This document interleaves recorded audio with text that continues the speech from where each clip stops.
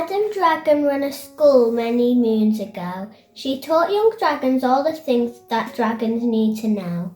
Zog, the biggest dragon, was the keenest one by far. He tried his hardest every day to win a golden star.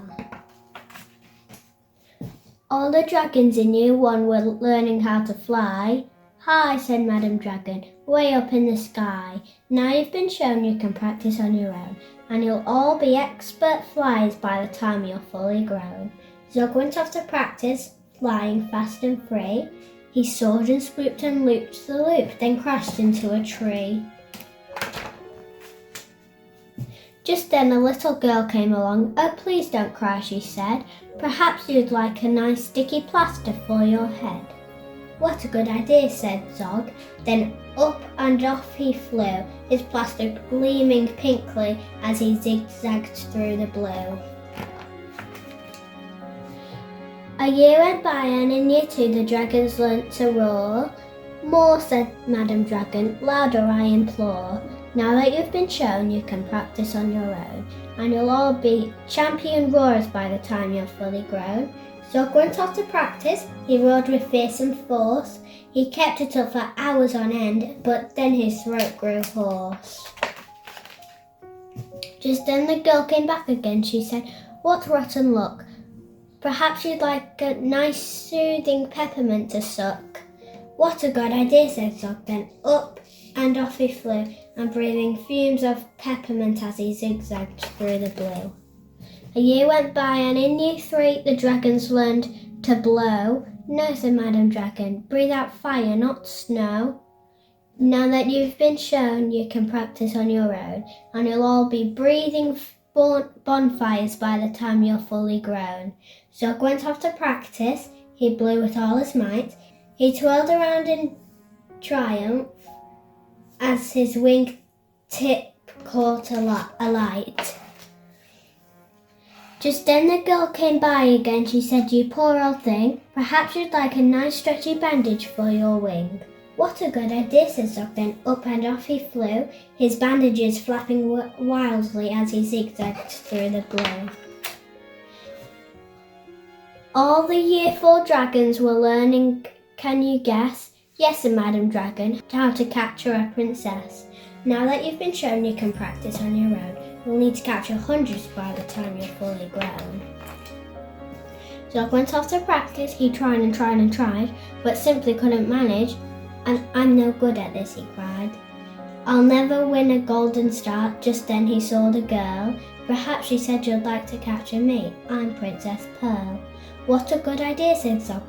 Then up and off they flew, the princess gripping tightly as they zigzagged through the blue. Ah, said Madam Dragon, our first princess so far.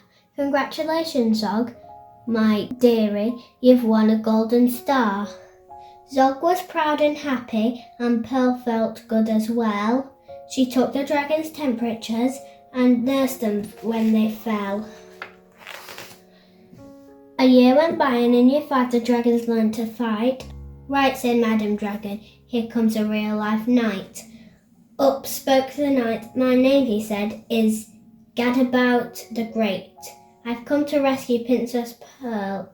I hope I'm not too late.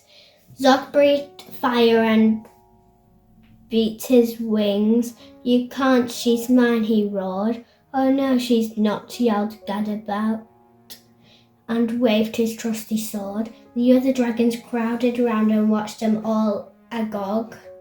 Who was going to win the fight, so Gadabout or Zog? And Princess Pearl stepped forward, crying, stop, you silly chumps. The world's already farty full of cuts and burns and bumps. Don't rescue me, I won't go back to being a princess and prancing round the palace in a silly frilly dress. I want to be a doctor and travel here and there, listening to people's chests and giving them my care. Me too, exclaimed the knight. He took off his helmet and off his head. I'd rather wear a nice twisty stethoscope, he said. Perhaps, Princess, you'll train me up, and Pearl replied, of course. But I don't see how the two of us could fit upon your horse. Then Zog said, "Flying doctors. I'd love to join the crew. If you let me be your ambulance, then I can carry you." "Bravo," said Madam Dragon. "An excellent career." And all the Year 5 dragons gave a loud, resounding cheer. Then Madam Dragon told the horse, "I really hope you'll stay. I'll let you be my pupil's pet and feed you lots of hay." "What a good idea," said Zog. Then up and off he flew, the flying doctors waving as they zigzagged through the blue.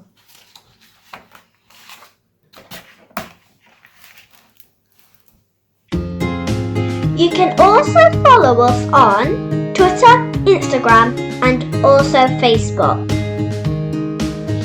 Check out the For the Love of Books blog at www.neweducationoutlook.co.uk.